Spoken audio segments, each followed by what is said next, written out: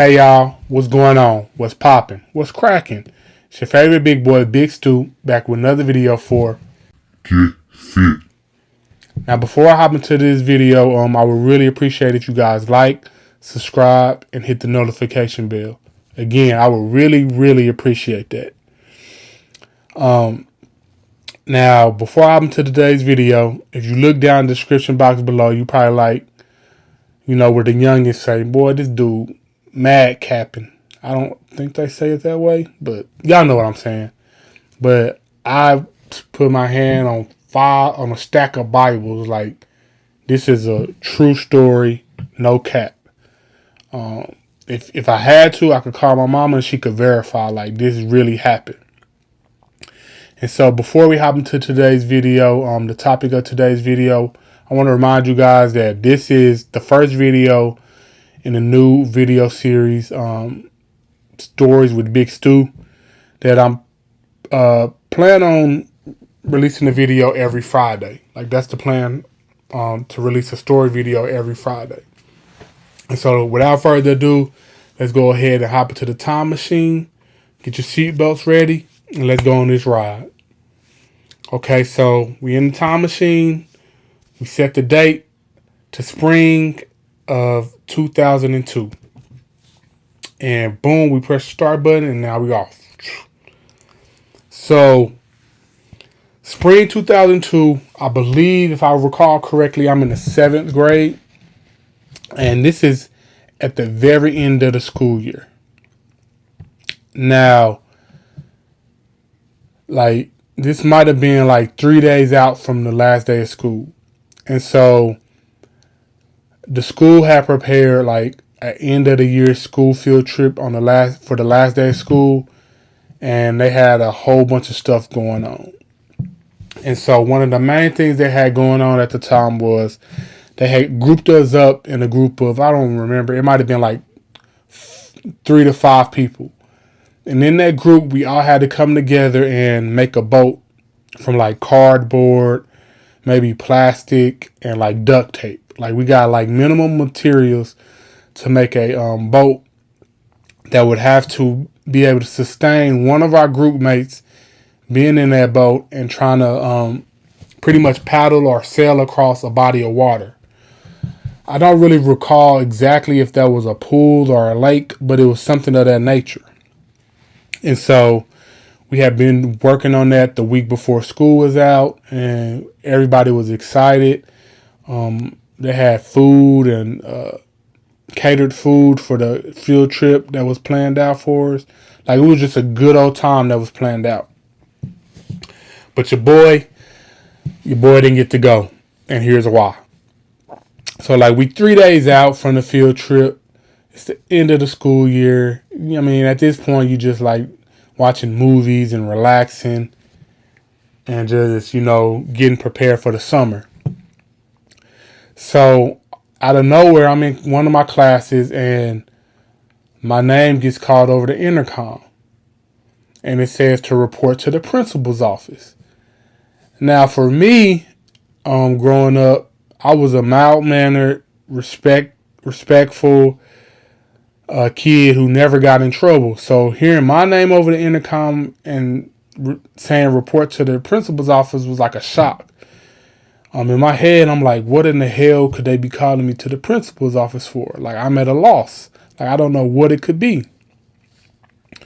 So I get up, I go to the principal's office, and as I walk in, they got like stone cold faces on, like serious, like, super serious. And so I'm like, what in the hell could it be? And they like, go ahead, they tell me to sit down. And I realized that that one of my folders, an old school 3-ring notebook, is on in front of the principal. And so again, I'm still like, okay, what is this about? In my head, I didn't say it out loud. And so the principal is like, this is your folder. Am I correct? And I'm like, yeah, it's my folder. And he was like, well, one of your teachers found this left behind in her class. And of course, it like had my name in it. And he was like, it had like a disturbing picture on there. And so again, I'm like, what in the hell could he be talking about? So I will say though, when I was in school, and this is kind of just how my mind works. Like when I was in school, when I got bored or was done with an assignment and didn't have anything else to do, like I would just be in La La Land, and I would end up like just doodling all over my notebook, just drawing random stuff, whatever came to my mind. Like I would just draw it out on my notebook to the point to where like my notebook was just full of just random drawings, like no rhyme or reason. It was just random drawings. So again, I'm not really thinking like I don't recall drawing anything that would have been upsetting. And so then he like shows me a picture. He shows me the object of his concern, and this is where it gets kind of a little crazy. So on there, for whatever reason, again, I'm gonna remind you, I'm just drawing random stuff. Nothing has any meaning, no significance at all. But on there, I had drew an American flag with it either said with the words either I'm gonna blow up the school or I'm gonna shoot up the school. And it might have had two flags with both of them. It might have had both of that on there. And they're like, what is this about? And because it had no significance to me and it was just random stuff, I didn't have a really good explanation other than like I was just drawing stuff. Like I never had that thought. It never came to my mind. I was just drawing stuff down. Like it didn't have any meaning to me. And so they was kind of like, all right, because you got to remember, this is the spring of 2002. So if we rewind just like 6 months earlier, this is like the same school year period as 9/11. And then only 2 or 3 years before that, we had the Columbine shooting. So like me writing that down on that notebook was like causing it caused a stir, because like these are just recent events that are very traumatic and took the United States by storm. So it's like I wasn't thinking about that when I was writing it out, drawing it out. I was just drawing random stuff, but they had to take it with a level of seriousness that now is on. Even then, maybe not right then, but I quickly understood why that was the case. Now I will say there was pretty much a couple things that saved me. One was, like I said, I wasn't a kid who ever got in trouble. So like I didn't have a track record of being disruptive. I didn't have a track record of being disrespectful. I was no teacher had anything bad to say about my character and how I acted. So that saved me. Like that really saved me. Without from it getting, having deeper ramifications. Also, I was active. I played sports. I was in football, basketball, and I wasn't popular, but everybody knew who I was because I was a bigger kid who was really good at basketball.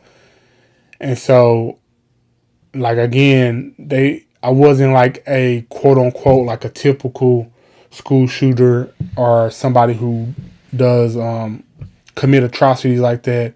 I wasn't like a loner who had no social skills or I didn't have any friends. Like I was okay in that area. So those two things pretty much saved me.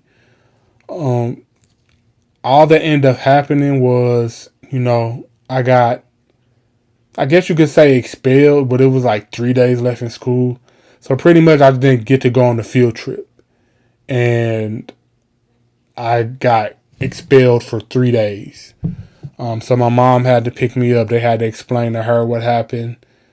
And that's pretty much the only ramifications I had. I think that had I been a disruptive kid or a kid that maybe fit the profile of like a Columbine shooter. I don't know what those ramifications would have been, but it would have been, I would assume, way more intense, and I would have had deeper ramifications. And so my mom picked me up, and of course, she's hot. She's mad because she fully understands like what could have happened, and she fully understands the environment in the country at that point, to where that could have been a way bigger deal than it ended up being. Like they were real, I would say they were real cool about it. And so like she got on to me, but kind of the biggest thing that came from that, as far as like a punishment, if you would say, was just like my mom told everybody. Like she told everybody who had a ear, like anybody. Like at the time I was playing AAU, she told my AAU coach, was pretty much, she told the whole team. She told like all my relatives. I don't understand why she would do it, but she did anyway.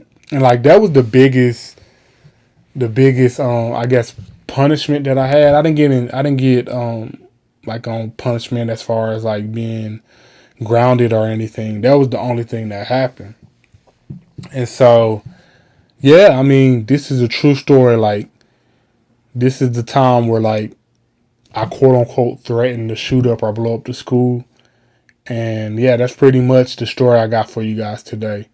If you like the story, like the video, subscribe to the channel, and hit the notification bell. I love you guys, and always remember to get fit.